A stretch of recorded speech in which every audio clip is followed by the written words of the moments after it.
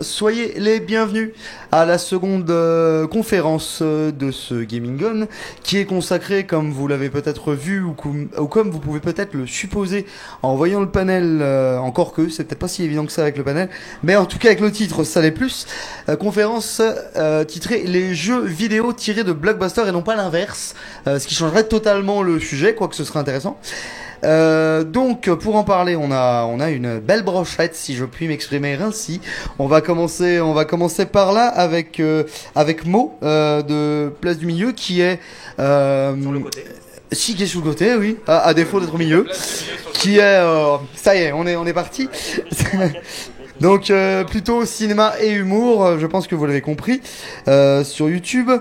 On a également, donc toujours par ordre d'apparition, on va dire, d'apparition sur ce canapé, on a Misora qui a été un petit peu rajouté, mais vous allez voir qu'il a tout à fait sa place. Ce que je veux dire, c'est qu'à la base, il était peut-être pas sur le programme des intervenants que vous avez pu voir en ligne. Donc voilà. Sa présence s'explique, hein, tout simplement. Misora, c'est Comics Force, une chaîne, comme son l'indique, qui est spécialisée sur les comics, où le monsieur fait sur la force aussi, sur la force des comics, qui donc je vous invite comme pour tous évidemment à y aller, ne serait-ce que pour voir le travail d'animation sur les vidéos. C'est assez sympa. Il me disait qu'il passait une trentaine d'heures à chaque vidéo, ce qui me paraît un assez joli score. Donc voilà, pour tout ce qui est pour s'enseigner sur le monde des comics et personnages comics, ça reste très très sympathique à voir.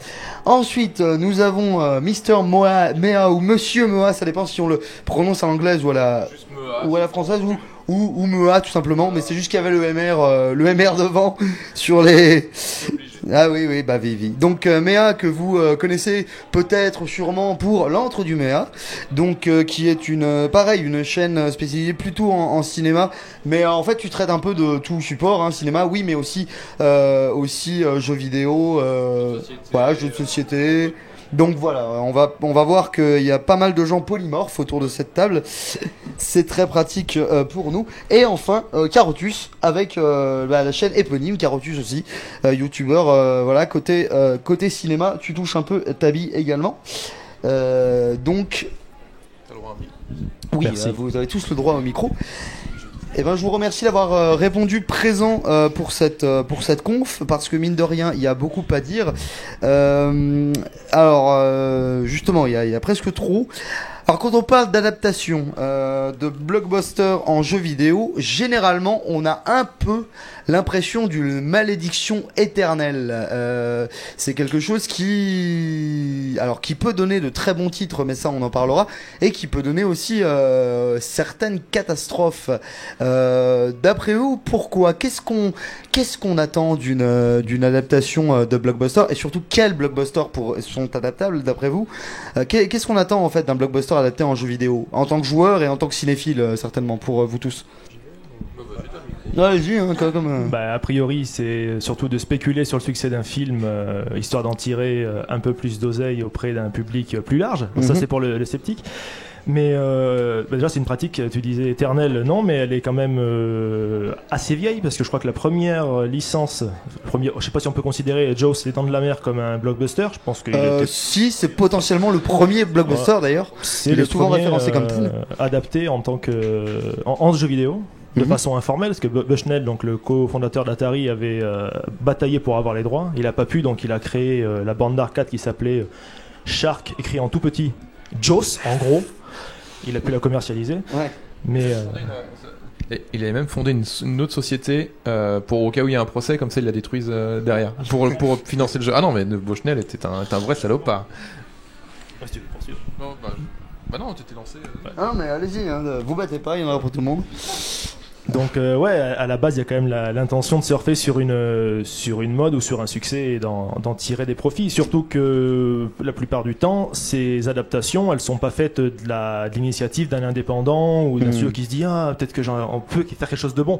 C'est en général une industrie qui est pensée, l'industrie du jeu vidéo à ce niveau-là est pensée de concert avec l'industrie cinématographique.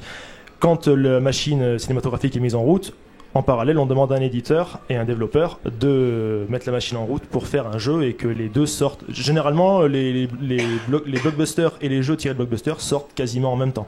C'est assez synchrone. Enfin, à, je crois, 38 jours maximum d'écart, quoi, un truc comme ça. Et en fait, on parlait pourquoi souvent c'est la merde, c'est parce que dans la plupart des cas, en fait, ils veulent pas confier le scénar du blockbuster aux gens comme on va passer par exemple Time Cop, on va dire. Voilà, Time Cop en fait, par exemple, je crois que c'est Cryo qui a fait le jeu et eux ils ont pas eu le scénario du film, donc ils ont dû développer un scénario à part. Juste en fonction de certaines scènes qu'on leur file et avec en plus le fait de dire bah voilà, donc vous avez un jeu qui doit être basé sur le film, mais vous n'avez pas d'infos sur le film, vous avez Jean-Claude Van Damme en capture, ça va, voilà. Et faut le sortir pour dans 2 mois. Allez, démerdez-vous. Et voilà, donc souvent c'est pour ça que c'est pas bien, c'est parce que c'est des trucs qui sont faits à l'arrache. Et justement, tu parles de Time Cop et tu l'as un peu évoqué. Ça surfait typiquement sur la mode des Mortal Kombat, ou du moins de la façon de faire des Mortal Kombat, où justement tu l'as dit, le visage de l'acteur était capté, ce qui fait qu'on se retrouve avec un Jean-Claude Van Damme ultra pixelisé et rigide au possible. Et c'est assez, j'allais dire intéressant à jouer, mais c'est peut-être pas le terme, mais voilà, c'est une expérience en tout cas. Ouais, avec la musique de David Cage d'ailleurs. Grutella, je crois qu'il s'appelait sur ce truc-là. Et voilà. Mais voilà, c'est souvent pour ça que les jeux adaptés de films sont pas terribles, quoi. Un point que je trouvais assez intéressant. Un point que je trouvais aussi intéressant à soulever. Au fur et à mesure du temps, on se retrouve avec moins de blockbusters tirés de films. Exactement. Ça fait qu'il y a une certaine sélection, parce qu'au final, les films tirés de blockbusters, ils font un peu partie de tout ce listing de produits dérivés, ce qui fait que ils vont pas avoir en fait de valeur en tant que, ils vont avoir moins de valeur en tant qu'objet individuel. Ils s'inscrivent dans toute une série dont ils sont finalement qu'un seul élément. Ça peut être frustrant en fait pour un cinéphile. Il y a un exemple que je trouvais intéressant justement, ce qui racontait le fait que certains jeux sortaient en même temps que les films. Il prévoit des fois de faire un film qui finalement sera fait beaucoup plus tard. C'était le cas avec Les Indestructibles.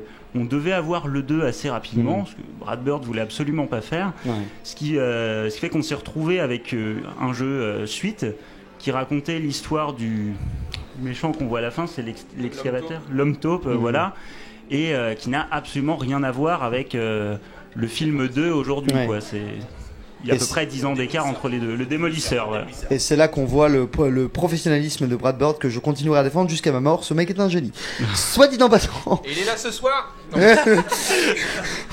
En fait, ouais, c'est vrai que quand on voit les jeux qui sont tirés de blockbuster, on voit que c'est vraiment plus dans une logique, effectivement, une logique promotionnelle, c'est-à-dire qu'effectivement, vous avez, ils vont développer des jouets, ils vont développer des t-shirts, etc. Exactement. Et aussi un jeu vidéo. Donc, quand on voit leur campagne de communication par rapport à leur jeu vidéo, on voit directement que effectivement, c'est super rapproché de la sortie du film. Donc, on voit que le jeu, et là, on fait peut-être un petit peu un procès d'intention au jeu vidéo, mais on a peut-être aussi raison, c'est que effectivement le jeu n'est développé que pour justement promouvoir le film, pour l'intérêt du film. Voilà, exactement. Donc là, et puis maintenant que on n'est plus maintenant dans je remarque de plus en plus que les jeux ne sont plus adaptés sur console, mais sur mobile maintenant, de plus en plus. Ouais. Donc on voit que ce qu'ils essaient de faire maintenant, parce que faut aussi voir que quand effectivement les productions confient la conception d'un jeu vidéo, les gens ont très peu de temps, quoi. Donc effectivement, généralement, des programmations assez. C'est super court. Ils ont des délais super courts. Et c'est pour ça que ils développent de plus en plus des jeux mobiles, c'est parce que voilà, c'est beaucoup plus simple à développer. Enfin, après, je suis pas développeur de jeux mobiles, je peux pas, voilà. Mais effectivement, c'est beaucoup plus rentable, il y a des contenus additionnels, etc., quoi. Donc, je pense que les jeux vidéo, effectivement, ne marchent pas très bien parce que automatiquement, on sait que c'est juste une manœuvre promotionnelle. Ça fait partie du plan marketing du développement du film et de sa promotion. Ouais, juste rajouter qu'au départ, mais même maintenant on en parle des trucs mobiles, souvent les jeux mobiles adaptés de films, maintenant c'est souvent des clones de jeux déjà existants avec la licence du film, et qu'à l'époque, sur les jeux Atari, par exemple le jeu Alien, qui est une horreur, c'est un clone de Pac-Man mais avec Alien, quoi. Et c'était souvent ça aussi, on prenait un jeu existant, on foutait les sprites du film ou de quoi que ce soit, et puis on marquait, je sais pas, Krusty Funhouse, et puis alors que c'est pas du tout, c'est pas rien à voir avec les Simpsons, quoi. Et c'était ce genre de choses. Non, c'était juste pour illustrer justement ce que tu disais, moi, par rapport à l'impératif de sortir à une date précise le jeu. Il y a eu un exemple qui va certainement vous parler, pour peu que vous connaissiez un petit peu les jeux Atari et leurs désastres. Il y a le jeu E.T. On va Bien pas sûr. en parler plus que Bien ça, sûr. on va pas tirer sur Qui l'ambiance. s'est mais, rendu responsable du crash du jeu ouais, vidéo c'est pas et du- forcément vrai. c'est- Ouais. c'est du moins la légende qui circule. Voilà. Mais je la trouve rigolote cette légende. Mais l'échec c'est du drôle. jeu est en grande partie dû à ce problème de timing. Ils ont tellement bataillé avec Universal, enfin Atari a tellement eu de mal avec Universal à obtenir les droits, que quand ils les ont eus, il leur restait je crois 6 mois à peine pour pouvoir profiter de la licence avant les fêtes de Noël et en profiter à balle quoi. Et du coup le développeur, même avec beaucoup de bonne volonté, a eu beaucoup de mal à tenir ces délais-là et ça a donné le jeu qu'on connaît aujourd'hui hélas quoi.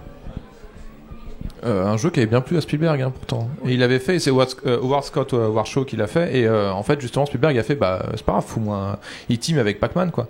Et il a fait mais non, moi je vais faire un vrai jeu, on va faire un truc, et le problème oui c'est que il a eu à peine le temps pour le développer, et en plus les droits du jeu ont coûté tellement cher que de toute façon même combien 22 millions à peu près, et du coup il n'aurait pas été rentable de toute manière. Donc voilà.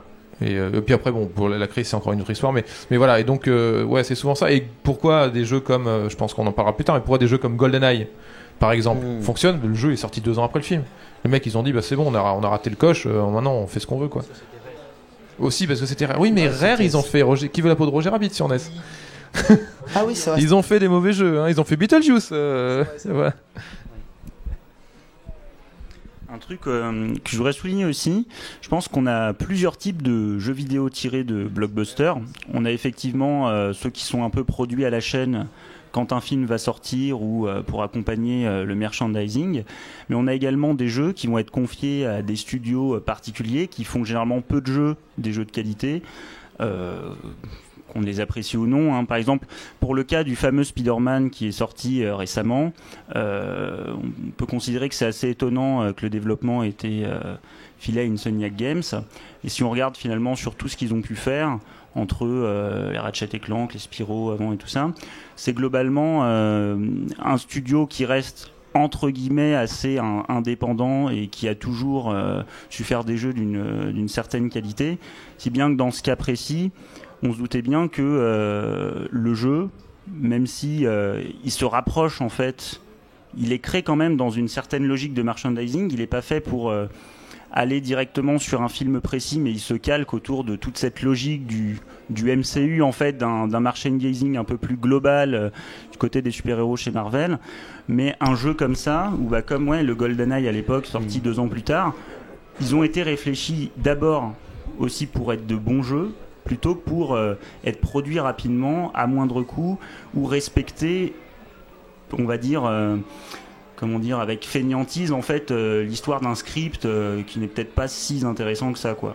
Et c'est d'ailleurs dans ce cas précis de Spider-Man, ce qu'on disait tout à l'heure en off, il n'innove pas, il plagie le système de jeu de Batman, mais ça marche. Et honnêtement, le jeu, s'il n'est pas la perfection absolue, qui n'est pas de ce monde paraît-il, est très honnête, carrément honnête, et on s'amuse. Donc après, ça dépend ce qu'on cherche. C'est aussi une sorte de remake des Spider-Man 2 Oui, qui était sorti sur GameCube, oui, et je me suis fait la réflexion. Spider-Man Ultimate. Quand je l'avais vu tourner, je me suis dit c'est le même jeu en fait. Ce qui marche très bien, je suis pas en train de dire que.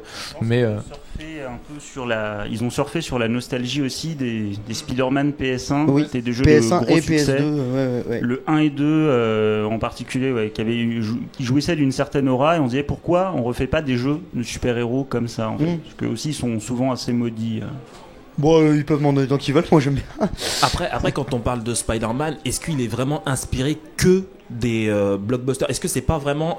Spider-Man a son existence vraiment parce qu'il y a aussi, déjà d'une part, effectivement, il y a le MCU qui fait qu'effectivement, il y a une ferveur justement pour ces super-héros. Mais est-ce que c'est pas également le fait que Spider-Man, quand même, c'est une figure emblématique des super-héros modernes aujourd'hui. Donc, déjà, il a déjà une très bonne réputation. Ouais. Il y a beaucoup de médias qui vont pouvoir...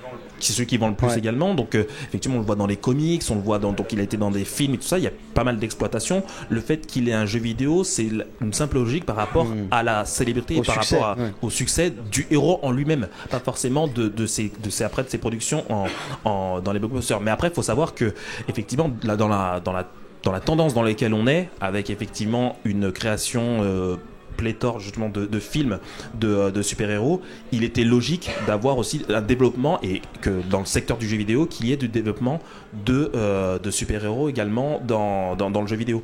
Donc est-ce que on peut vraiment inscrire Spider-Man, en tout cas le jeu dont on évoque là, c'est sur PS4, hein, Oui, c'est le Marvel Spider-Man sur PS4 qui est sorti il y a un mois et demi. Que sur PS4, pas sur PC je crois que c'est une exclu PS4, ouais. Ah mince. Bon. Sorry. Bien. Et donc voilà, je pense que voilà, le fait que Spider-Man ce jeu déjà était très attendu, c'est aussi effectivement c'est parce que il a énormément de succès dans d'autres médias, quoi. Oui, voilà. oui. Ben, le genre du super-héros à la base est entre guillemets, je vais pas dire fait pour un jeu vidéo, mais disons qu'il s'adapte assez aisément. Il y a un héros, il y a des aventures, il y a des méchants, il y a des pouvoirs, donc il y a de quoi faire du gaming dessus. Alors Dieu sait que tous les jeux de super-héros sont pas bons, hein. Superman 64, si tu en regardes, on pense à toi. Mais voilà, c'est vraiment un domaine qui me semble-t-il s'adapte très bien. Ben justement, on est en plein dans le cœur du sujet. Autant des fois il y a des catastrophes, autant des fois par contre il y a des petites perles qui arrivent, qui sont tirées de Blockbuster et qui sont très très honnêtes, qu'on s'amuse dessus. Quelle serait votre meilleure expérience de jeu vidéo Blockbuster? Ce que j'aime bien dans l'exploitation des fois des blockbusters dans le jeu vidéo, c'est quand ils font, pas que quand on crée un jeu vidéo entièrement sur le blockbuster, mais quand ils font par exemple des apparitions. Je sais pas, dans Mortal Kombat par exemple, on peut jouer avec Alien, on peut jouer avec Predator, dans Soul Calibur on pouvait jouer avec Yoda, avec Dark Vador, mais je trouve que voilà, de pouvoir adapter, de pouvoir insérer ces personnages, voilà, des guests qui sont dans un univers cinématographique, et de les insérer dans un univers de vidéoludique, je trouve que c'est très intéressant, quoi. Et c'est là, enfin moi je suis très je joue beaucoup aux jeux de baston, et de voir justement des personnages issus de blockbuster dans un genre que j'adore fait que voilà, j'aime bien ces adaptations là, voilà, tout simplement. Alors après, c'est sans doute... souvent, on s'attache aux jeux qu'on a connus assez jeunes et tout ça. Mais je me rappelle, même si c'est très dans les processus de licence, et encore une fois, pour faire vraiment la promotion, j'appréciais beaucoup les premiers jeux Lego Star Wars. Je trouvais qu'ils étaient des bonnes adaptations de blockbuster qui reprenaient en fait une certaine liberté vis-à-vis des films, mais qui n'apparaissaient pas comme des hérésies en fait. Puis entre la construction, les Lego, la force, il y avait de bonnes interactions. Malheureusement, ils ont compris que ça marchait très bien, donc ils ont fait ça avec toutes les licences possibles, Harry Potter et compagnie, et ils n'ont jamais fait évoluer le gameplay, quasiment pas.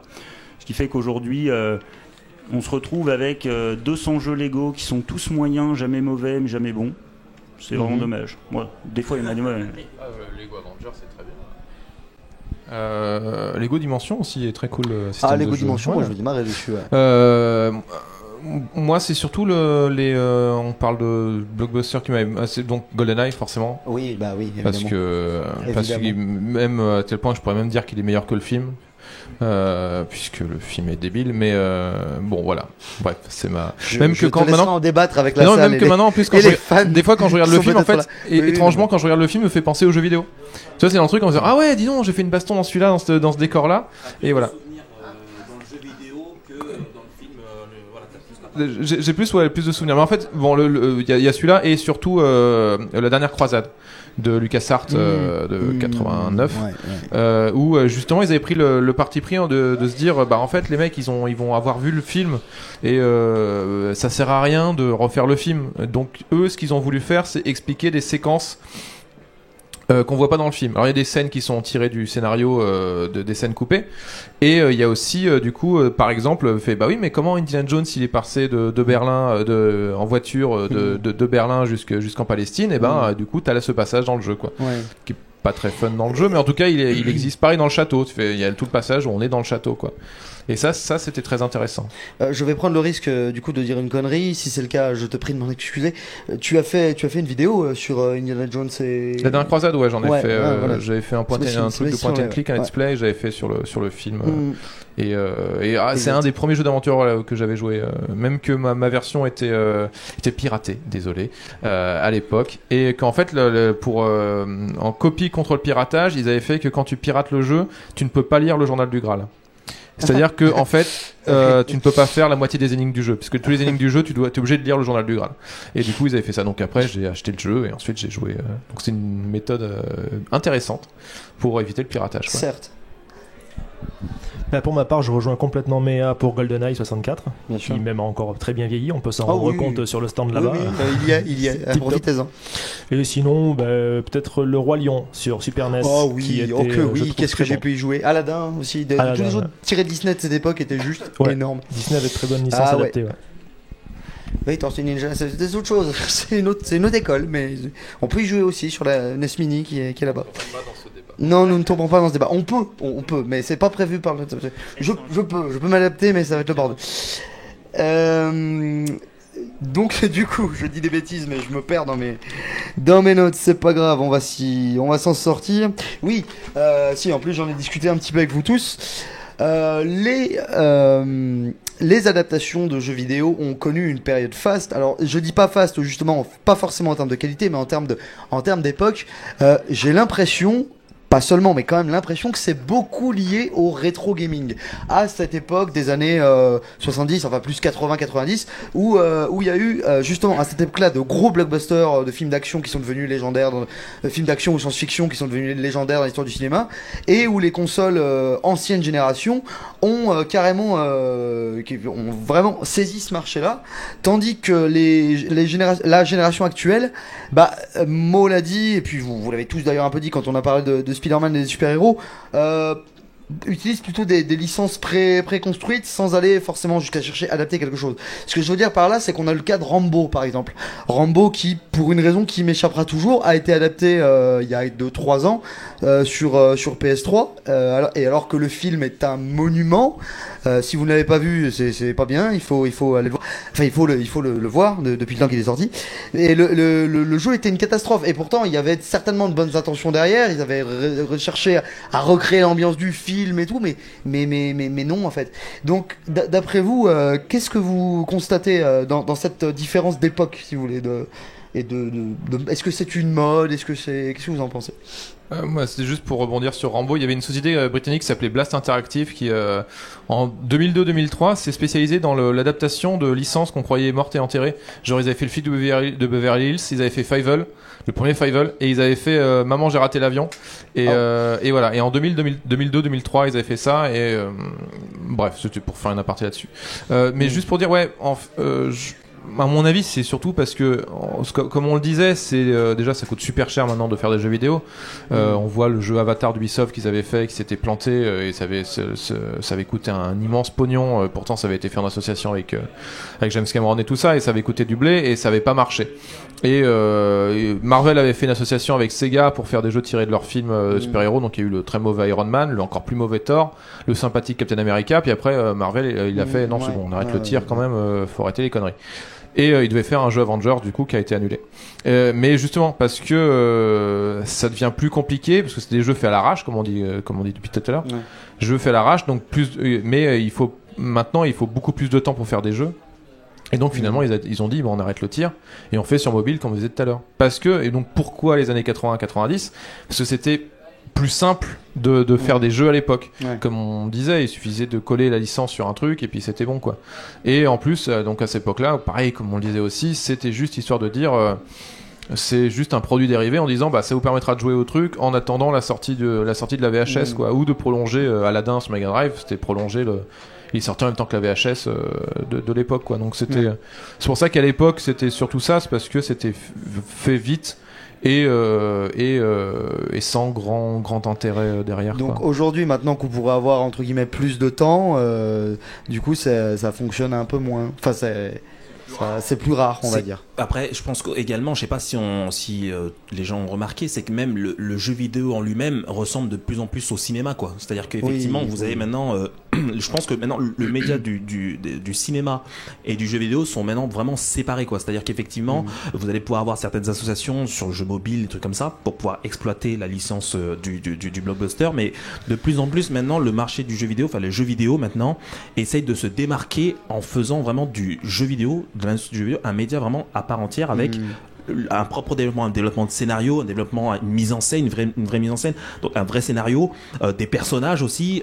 Généralement, même quand on voit sur certains jeux vidéo, ils utilisent même des vrais acteurs, qui sont connus dans des séries, dans des films, pour pouvoir après. Until Dawn est un cas d'école pour ça. Quand on voit Détroit aussi, qui est sorti il y a peu de temps, qui se développe en beaucoup de temps. Hein, et vous avez des fois des jeux vidéo qui repoussent leur date de sortie parce qu'ils développent, voilà. Et je pense que de plus en plus maintenant, le jeu vidéo arrive à se passer des blockbusters et de l'exploitation des films, en faisant leur propre média et en ayant leur propre mise en scène et leur propre grammaire scénaristique et scénique également.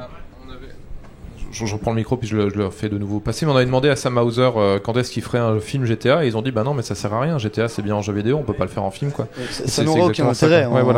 Ce sera un film ça n'aura aucun intérêt. À mon avis, pour arriver à le sortir du lot des films de gangsters. Oui, c'est vrai. Vu comme ça, en effet, c'est vrai.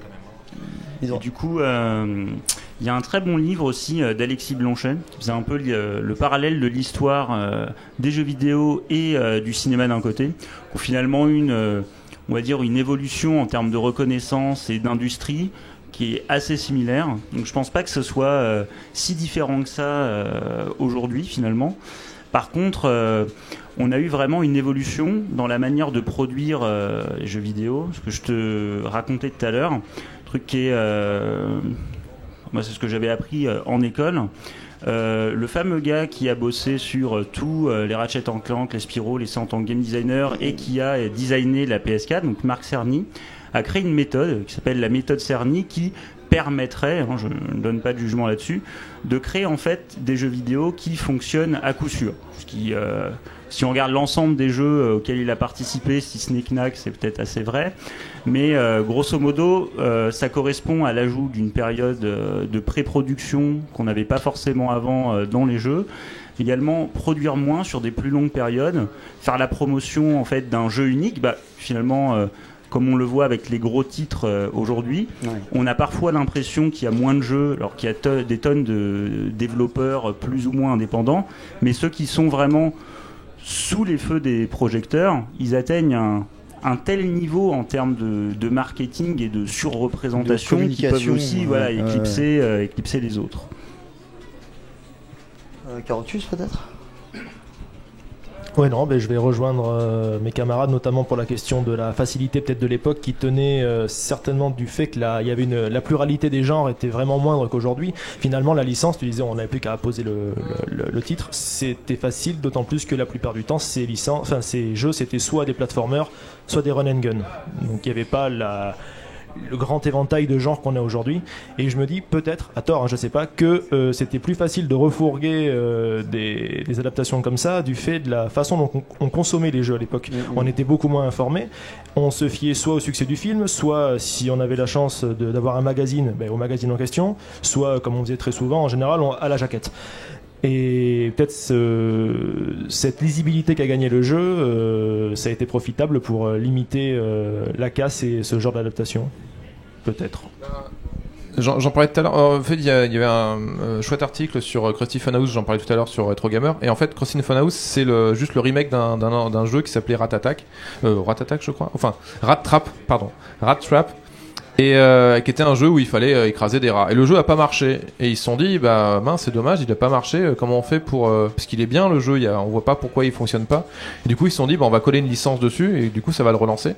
Et effectivement, le fait de coller une licence, ça a permis de vendre le jeu plus facilement parce que les gens ils voient les Simpsons sur la jaquette et ils se disent, voilà, on va acheter ça quoi. Ouais. C'est ça.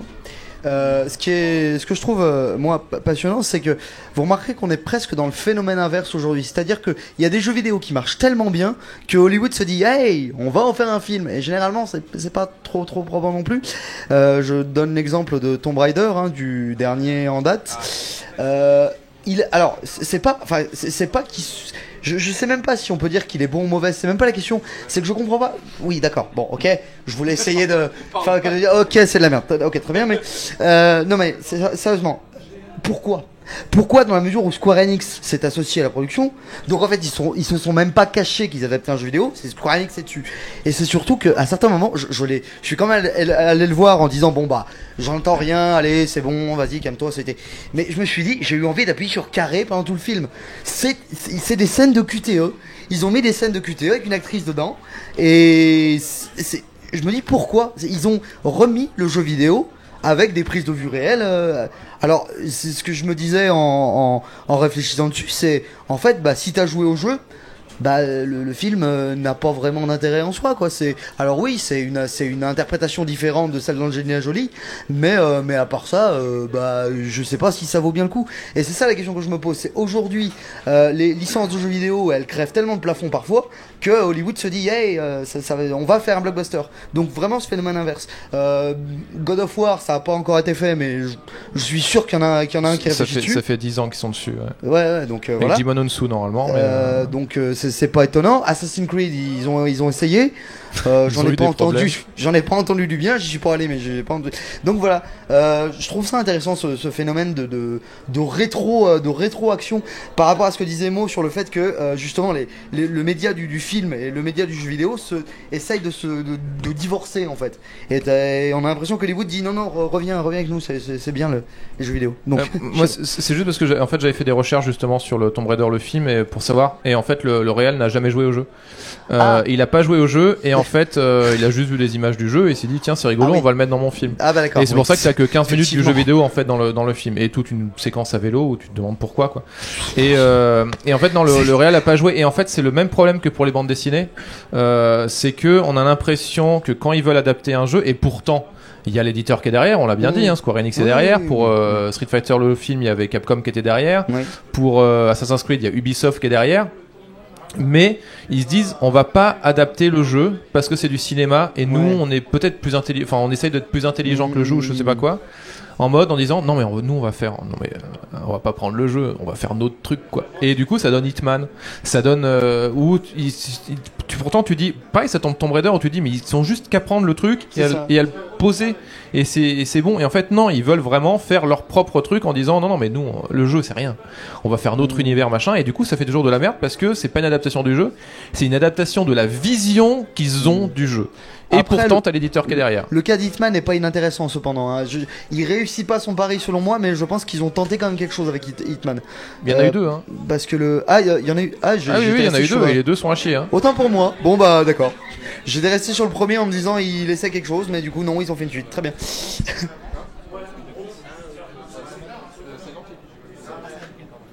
Ah oui, on a peut-être la même confusion, ouais, effectivement. Oui, vas-y. Parfois, la frontière en fait entre les films et les jeux peut être assez maigre. Je sais qu'on se retrouve dans des situations où certains jeux ressemblent à des films interactifs.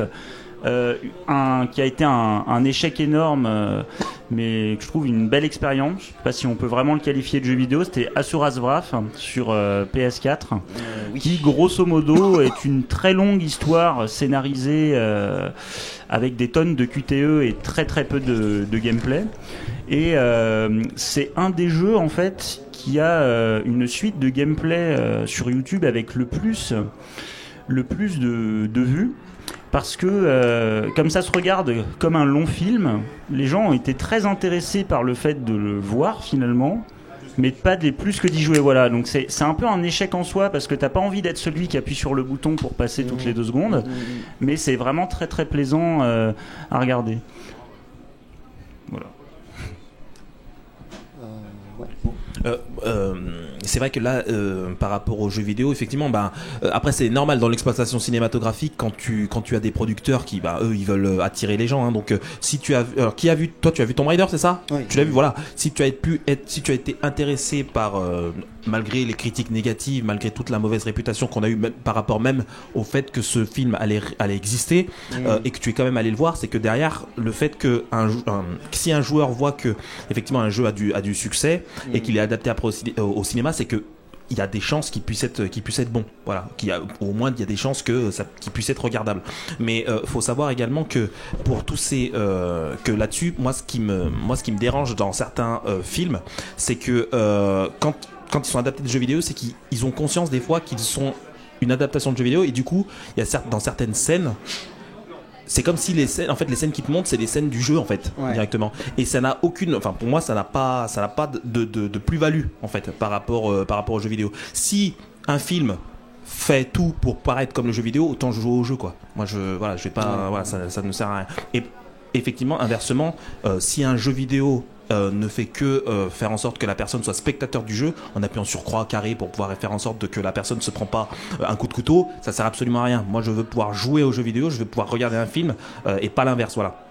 Donc je pense que voilà, c'est l'exploitation des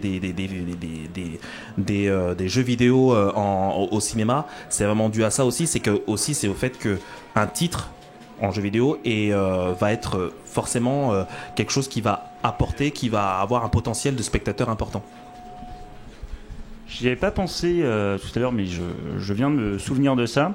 Un jeu en fait qui cristallise un peu toutes les remarques qu'on a pu faire sur le marketing. Ça tombe bien, c'est d'Insomniac Games. C'est le reboot en fait des Ratchet & Clank, puisqu'il est sorti en même temps que le film, a été prévu pour sortir en même temps que le film, et les cinématiques du jeu sont carrément des extraits du film. On n'a pas les mêmes voix du film au jeu. Je fais que c'est relativement, on va dire, c'est un échec pondéré, mais clairement l'influence du film sur le jeu a été une certaine nuisance en fait, parce qu'il alourdit considérablement le cahier des charges et apporte des contraintes en fait qu'on n'avait pas finalement dans les jeux précédents, qui a beaucoup frustré les joueurs et qui donne quelque chose d'assez plat.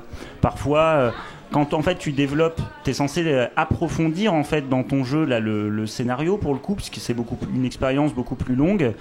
Bah tu te retrouves à réutiliser exactement les scènes, les dialogues du film et à faire du remplissage entre, ce qui fait que tu as des grands moments de vide et des petits moments où tu vas avoir des avancées scénaristiques avec du coup peu d'évolution la plupart du temps pour les personnages. Voilà, un peu trop de marketing peut-être sur ce coup-là. Non, moi je suis peut-être un peu plus extrême. J'aimerais je trouve qu'un jeu n'a pas de légitimité à être adapté en film, si ce n'est s'il ne s'appuie pas sur il faut qu'il ne s'appuie que sur le scénario, à mon sens. En ce moment, ils sont tous, comme vous le disiez, à vouloir transposer un truc qui est intransposable au cinéma, c'est le gameplay. Et ça, c'est un non-sens. Quand on adapte un livre, on adapte pour l'histoire ou pour les personnages. On n'essaie pas d'adapter le style littéraire. C'est pas du tout les mêmes médiums. Ça sert à, voilà. Je pense qu'à part le scénario, il n'y a aucune adaptation qui a de légitimité à essayer d'être transposée en film, quoi. Par contre, il y a pas mal de films qui s'inspirent, parce que comme maintenant la plupart des réalisateurs ont débuté avec le jeu vidéo, réalisateurs et réalisatrices d'ailleurs, qui ont débuté avec le jeu vidéo, il y a pas mal de films qui s'inspirent, genre les frères Wachowski, enfin les sœurs Wachowski, pardon, qui ont pour Matrix avaient justement, s'étaient inspirés du jeu vidéo, enfin c'est inspiré de plein de choses, mais du jeu vidéo, et pour leur plus gros voilà, c'est ça, c'était ce film-là que je cherchais. Speed Racer, c'est vraiment un film qui n'a aucune... Enfin, qui est vraiment tiré du jeu vidéo, quoi, avec le système de même Ghost. que Tron à son époque, hein. Je parle du Tron original, bien sûr. Ouais, mais Tron, c'est encore... Mais oui, Tron, il y a des scènes du jeu vidéo, mais là, c'est vraiment... En fait, ils prennent en fait du lexique du jeu vidéo en utilisant le système de Ghost pour son frère, qui est vraiment le Ghost du jeu vidéo. Où je pensais aussi à Edge of Tomorrow, qui reprend le système du roguelike où il meurt, il respawn et il s'entraîne au fur et à mesure. Et il y a pas mal de films, genre même Rogue One, qui s'inspire beaucoup des cinématiques de Star Wars du jeu vidéo, et pas mal de plans de Rogue Leader. Mais du coup maintenant c'est ça, il y a en fait des inspirations du jeu vidéo dans les films, mais ça reste des films, et c'est pas des films inspirés de jeux vidéo, c'est des films avec le langage de jeu vidéo, qui rend du coup qui donne quelque chose de mieux. Mais c'est vrai que sinon dans les autres exemples on avait, enfin je sais pas, il y avait la plage où il essayait de faire on va faire du jeu vidéo, et c'était complètement raté, enfin genre de choses quoi. Ouais, Doom, la scène en FPS où ça marche pas parce que c'est parce que c'est genre de choses déjà. C'est pour ça que ça marche pas pour Doom. Silent Hill aussi, où il y a le concept du jeu vidéo où aller chercher clés machin et qui marche pas en film, ce genre de choses. Mais... Il y avait aussi eu un long métrage dont j'ai oublié l'intégralité du titre, c'était Henry quelque chose, Ultimate Henry ou je ne sais plus, et le film était 1h30 de vue FPS, Hardcore Henry, merci. Wow. Et c'est rigolo 10 minutes, mais à force on se rend bien compte que ça a ses limites au niveau du spectateur. Le principe même de la vue FPS, c'est qu'il y a un joueur derrière. Si c'est juste du truc, spectateur, ça n'a aucun intérêt. Ça. C'est pour ça que quand on voit des scènes comme ça tirées directement d'un jeu vidéo, tu te dis que quand tu vois ça dans un film, tu te dis qu'ils sont un petit peu en manque d'inspiration, quoi. Et d'ailleurs, quand ils sortent des films et quand ils vont produire des films, ils ont pas trop d'arguments en fait pour promouvoir pour justifier en fait l'existence du film en fait. Quand on voit Need for Speed, quand il y a eu Need for Speed, la seule vraiment raison qu'ils ont évoquée pour pouvoir dire que ce film valait le coup d'être vu, c'est parce que il y avait à côté le succès de Fast and Furious. Et eux, ce qu'ils avaient apporté en plus, c'est que les scènes, les courses poursuites étaient vraiment faites en fait. C'était vraiment des cascadeurs qui étaient dans des vrais circuits, dans de vraies routes, des vraies routes fermées, mais pour pouvoir après effectivement faire les courses pour de vrai. Et c'était le seul argument qu'ils ont sorti pour pendant toute la promotion. Pendant des mois et des mois, ils ont sorti la même chose.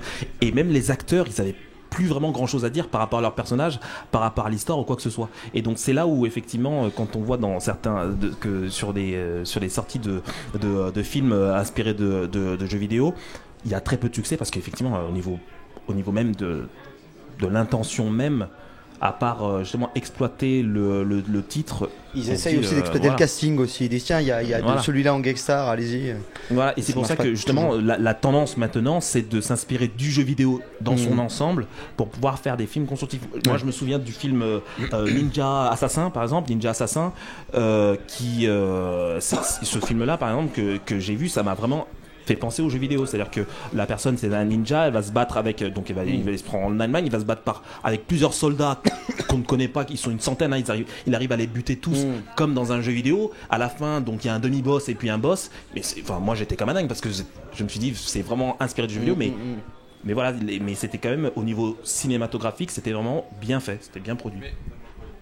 Mais c'est ça qui est marrant, c'est que tu te dis que par exemple, genre le film Street Fighter, bon, ils ont essayé c'est ce que je disais, ils ont essayé de faire une histoire et du coup, j'aime beaucoup ce film pour certaines raisons, mais tu dis, pourtant, le jeu Street Fighter est inspiré de The Big Brawl, qui est un film avec Jackie Chan, qui est pas exceptionnel, mais c'est un remake du jeu de la mort mais c'est un film de tournoi qui a été transposé en jeu de tournoi, et du coup, tu dis, mais si tu veux en faire un film, fais un film de tournoi. Tu t'inspires du jeu de la mort, tu t'inspires pas forcément de Street Fighter, mais tu t'inspires de Need for Speed, c'est pareil, tu t'inspires des jeux de course de poursuite, des films de course de poursuite des années 50, et normalement ça devrait marcher, tu vois.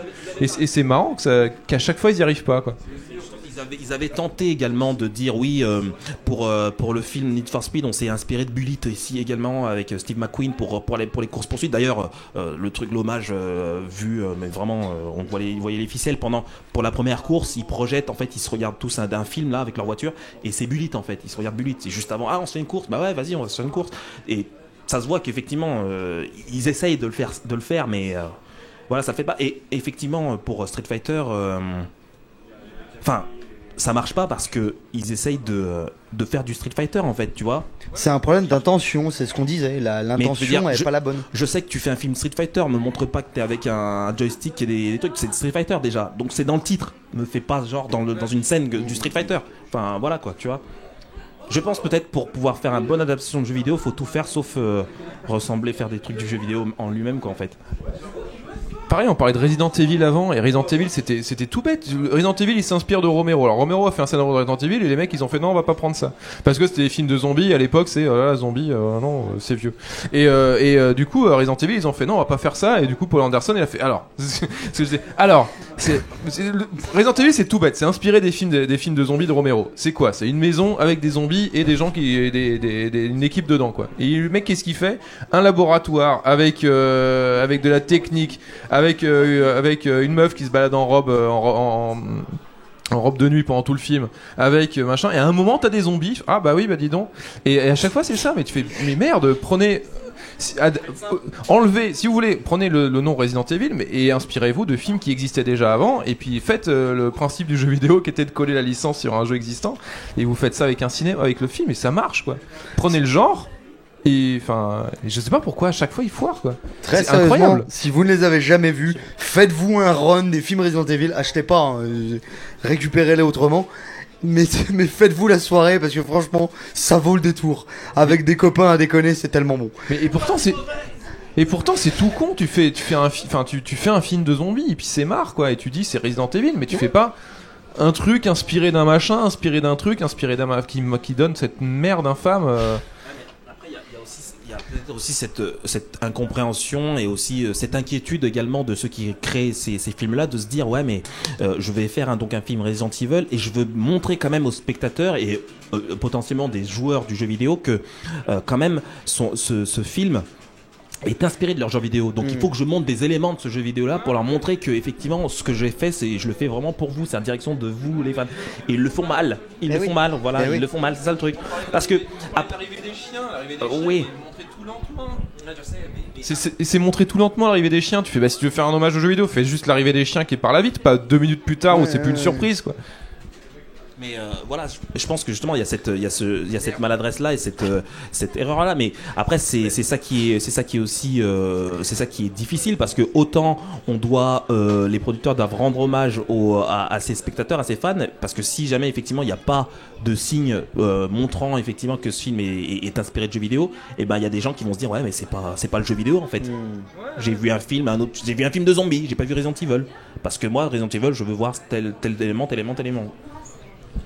C'est vrai que peut-être une solution pour à la fois avoir des adaptations qui vaillent le coup et peut-être, exploiter des licences pour attirer plus de monde, c'est effectivement de s'inspirer des films dont se sont inspirés eux-mêmes les jeux de base et après finalement calquer les visages. Je sais pas, un personnage qui va s'appeler Jean Grey, tout le monde sait qui c'est. Si c'était personnage avec des pouvoirs psy lambda, elle serait tout de suite moins intéressante pour la plupart des gens, qu'importe ce qu'on va mettre autour. Ouais, mais on parlait de films qui ont à peu près marché, genre Silent Hill, ça va à peu près. Enfin, moi je suis pas fan, mais ça va. Le premier Tomb Raider, ça va encore parce que c'est une repompe d'Indiana Jones, mais du coup le jeu était comme ça. Et puis voilà. Mais sinon ils font vraiment des Assassin's Creed. Ils font ouais, on va faire que des passages dans le présent. Et il fait bah non, mais c'est le seul truc qu'on déteste dans le jeu quoi. Oui, mais c'est les trucs qui coûtent le moins cher. Et en fait, à chaque fois, ouais, c'est ça. C'est toujours des idées de merde au lieu de faire des trucs tout bêtes, quoi. C'est complètement con. Enfin, j'aime bien quand tu t'énerves. Mais non, mais c'est oui, non, mais sur le papier, c'est tout bête. Tu fais un film Tomb Raider pour le dernier qui est sorti. Là, tu fais un film Tomb Raider. Tu fais quoi? Tu fais Lara Croft qui recherche un trésor. C'est marre, ça existe en série, c'était avec Tia Carrère, c'était pas très bien mais ça existait déjà. Et tu fais mais voilà, c'est bon, ça marche. Uncharted, là ils sont en train de se prendre le chou maintenant, ils veulent que ce soit Tom Holland qui soit jeune avec le Uncharted vieux Nathan Drake vieux qui explique la jeunesse de Drake. On s'en branle la jeunesse de Drake, faites juste Drake qui va chercher des trésors et surtout que c'est déjà largement évoqué dans le 3, il y a tout un passage où tu joues Drake. Oui, c'est ça qu'ils veulent faire maintenant parce que Tom Holland c'est parce que c'est Rossman qui est le président de la Fox là qui est un con et il dit mais non mais il fait Sony maintenant, il est chez Sony et il fait ouais Tom Holland ça marche bien, on va prendre Tom Holland pour faire et du coup ils font plus un film tiré d'un jeu vidéo inspiré du truc, ils font non on va prendre le nom du jeu vidéo et on va faire un genre qui marche maintenant et enfin ça m'énerve. Nous allons vas-y non moi j'avais rien à dire, je crache mon venin juste, il y a rien de plus frileux qu'un producteur, lui il veut être sûr que ça marche donc il jumelé à ce qu'il va prêter comme intention à son spectateur qu'il imagine être très con, ça donne ça quoi. Eh oui. Nous allons essayer de ramener la paix dans les ménages et dans les esprits. Du coup, je vais vous poser une question. Imaginez, vous avez les pleins pouvoirs. Imaginez un film qui n'aurait pas été adapté, qui n'aurait pas été adapté. À quel jeu vous aimeriez jouer Ouais. Ah d'accord. Oui, enfin quel film vous aimeriez jouer? Exact. La question est mieux tournée ainsi. Il vous reste 5 secondes. Non, je rigole. Si. Ah, apparemment. Enfin, là, tout de suite, je pense que ça va être la saga, que ça soit Alien ou Predator. Je pense qu'un FPS sur Predator ou Alien, je pense que ce serait pas mal. Voilà. Pardon? Il y en a plein de bien. Déjà? Ouais, sur PC, ouais. Ceux des années 2000 sont très cool. Voilà, tu vois. Bah voilà. Bah, c'est exactement ça. 18 ans après, je te sors ça. Et c'est tout con, c'est un jeu vidéo FPS avec des aliens, des prédators et des marines. Tu peux choisir le personnage que tu veux. Et c'est tout bête. C'est un FPS mais avec les aliens et c'est bien. Parce que voilà. Un auquel j'ai déjà pu jouer, finalement, parce qu'il existe. J'ai pas tellement d'idées en tête, mais ce qui correspond bien à ce que j'attendais, c'était le jeu de Chicken Run, basé du coup sur le film, qui était voilà, vraiment dans un délire d'infiltration qui montrait bien en fait l'essence du film, l'image par rapport à la Seconde Guerre mondiale, et en même temps, ouais, c'est ça, une grosse inspiration du côté des autres jeux du genre qui fonctionnent, sans chercher à ajouter des choses qui n'ont aucun sens. Genre, ils vont pas se dire on va leur mettre des armes à feu ou un équivalent. C'est étonnamment un jeu avec une ambiance très sombre, encore plus que le film. Qui est déjà placé la barre très haut. Excellent film d'animation, si jamais vous ne le connaissez pas. C'est vraiment très oppressant. Moi, je me rappelle, j'étais jeune quand j'y jouais, quand on passe entre les différentes baraques, en fait, ils appellent comme ça. Il y a les gardes, les chiens qui vous sautent dessus, avec un fondu au noir quand vous faites attaquer et des cris d'horreur. C'est quand même intéressant, et je trouvais que c'était à la fois différent du film, on n'avait pas l'impression de se remanger une expérience similaire, ça allait plus loin, ça développait avec des petites affiches, des petits textes ou des bouts de cinématiques aussi, des nouveaux éléments. C'était ni en fait en contradiction par rapport au film, ni inutile en fait. Il y a une vraie plus-value, et je pense que c'est ça qui est important aussi dans une adaptation.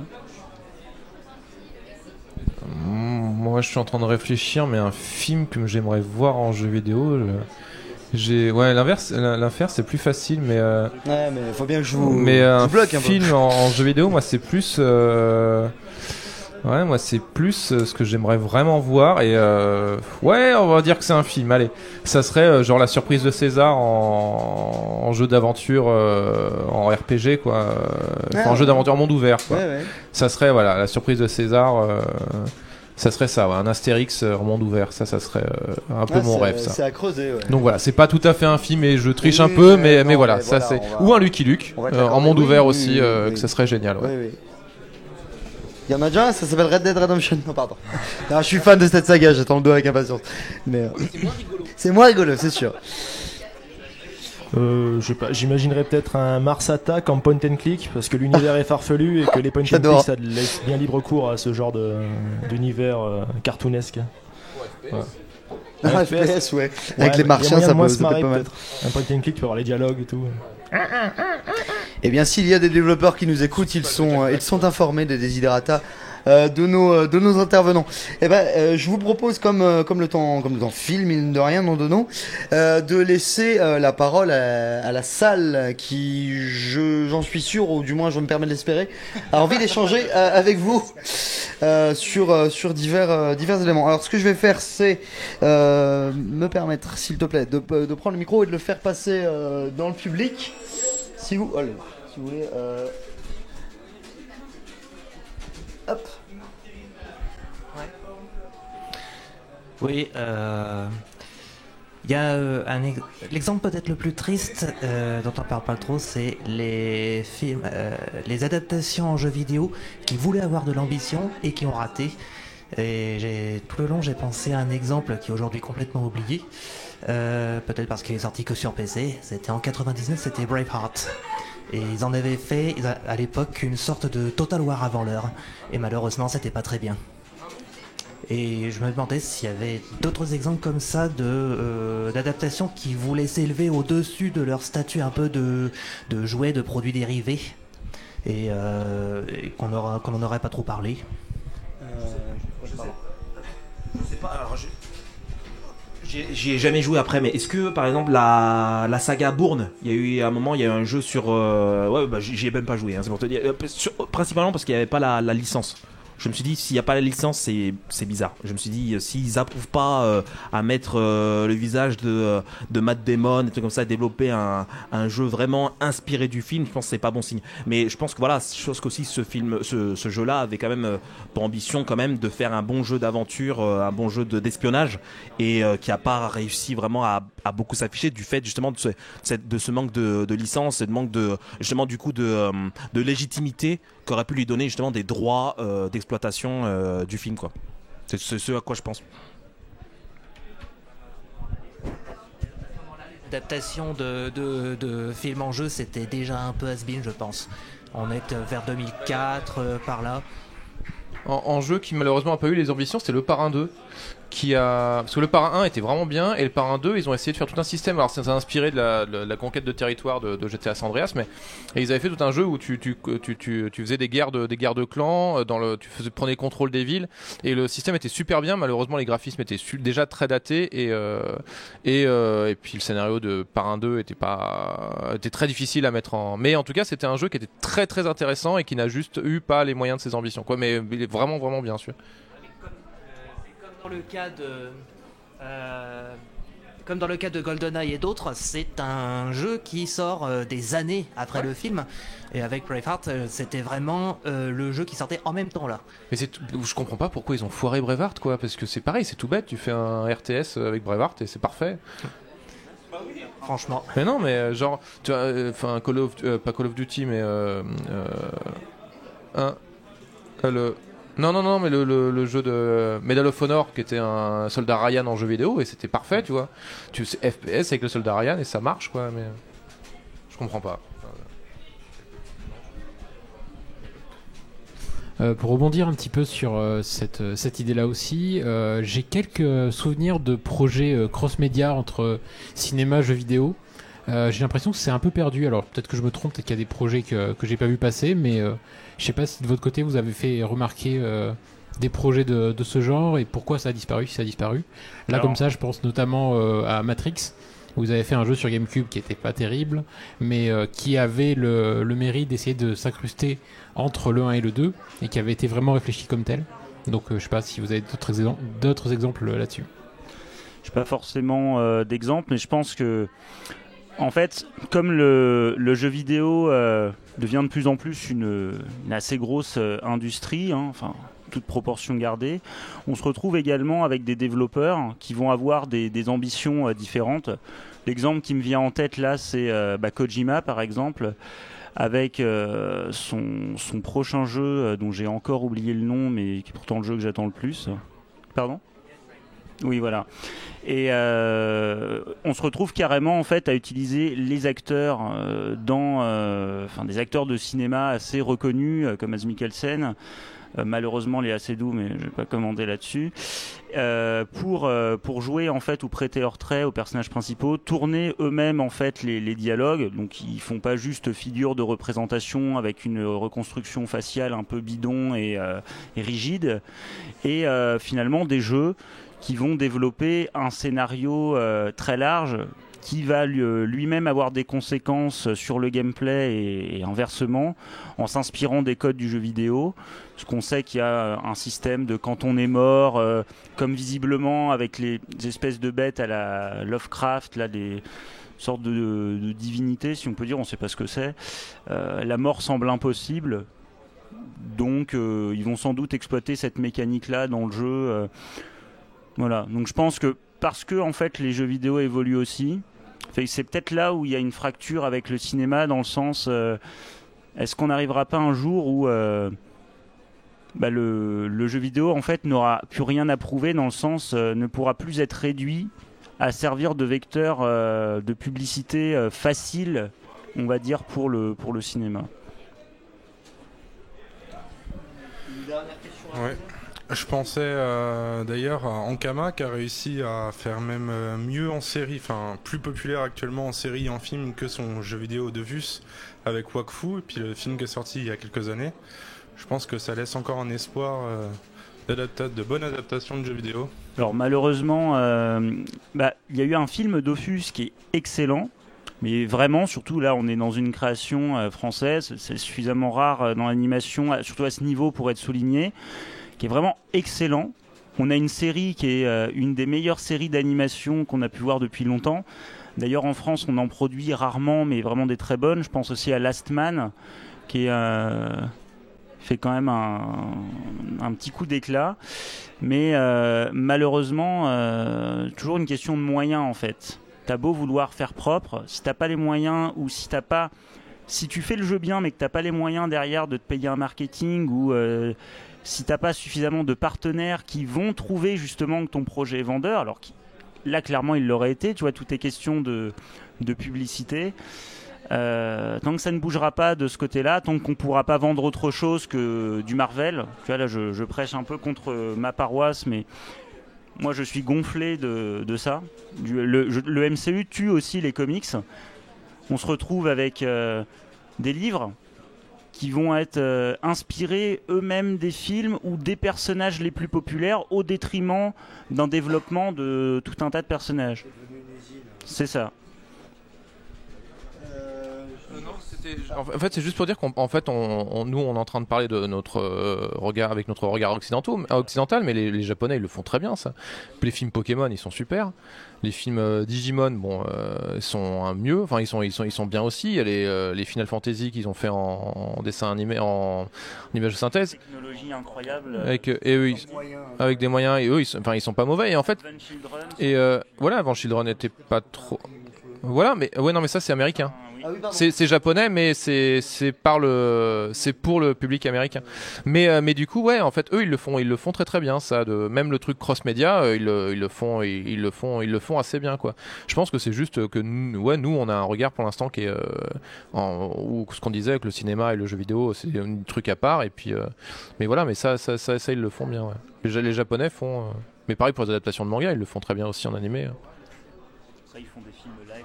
Même des comédies musicales. Ouais, mais quand c'est Netflix pour les films adaptés d'animé, voilà. Oui, non, mais ça c'est encore le regard américain, tu vois. Dès que ça passe sur le regard américain, c'est autre chose, quoi. Mais un tout petit détail, c'est que les Japonais font pas forcément mieux quand il s'agit d'adapter leurs propres animés en film. L'attaque des Titans ou au niveau des effets spéciaux, peut-être pas, mais de l'histoire, je pense qu'ils sont plus proches déjà que. Eh bien, si tu aimes Devilman, regarde soit l'adaptation en anime de Netflix ou le super film japonais avec d'excellents effets. Je pense que tu feras ton choix. Non, mais on a toujours tendance à prendre un ou deux exemples, genre Dragon Ball Evolution ou regardez les Américains ont ruiné, mais. C'est tellement des cas d'école que ça vaut même plus le coup de les remettre sur la table. On a aussi des bonnes surprises, tout n'est pas figé, quoi. Tout en sachant que adapter un manga, c'est chaud déjà, en plus déjà graphiquement déjà, et voilà, tout simplement. C'est juste pour dire ça, donc va adapter que ce soit un manga, quelle que soit l'origine des productions et tout ça, c'est déjà super difficile à faire. Donc voilà, après c'est pour ça que dans le jeu vidéo, effectivement, c'est pour ça que le cinéma, ils arrivent bien à s'inspirer du jeu vidéo parce que directement quand ils voient le jeu vidéo, ils savent comment ils pourront l'exploiter directement en images.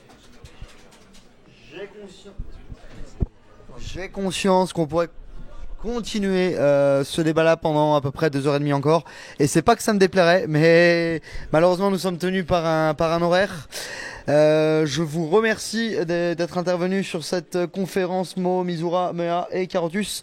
Vous pouvez les retrouver sur leurs stands respectifs, à l'exception peut-être de Mizura qui est là en tant que public, on va dire, que touriste dans le Gaming Gun, mais je suis sûr que si vous lui causez quand il se promène, il acceptera de vous parler. Je le suppose en tout cas. Non, cassez-vous. Et puis, je vous remercie vous d'avoir assisté à cette conférence. Vous en aurez une autre demain. Donc, c'est pas moi qui l'animerai pour le coup, mais je laisse toute confiance à mon collègue Barton pour le faire. Donc, sur la création de jeux vidéo, du concept à la commercialisation, ce sera donc ici même demain à 13h. En attendant, continuez à profiter du Gaming Gun et des activités, notamment de la nocturne ce soir. Ça peut être sympa si vous restez, allez, faites-vous plaisir. En tous les cas, je vous souhaite une excellente fin de convention.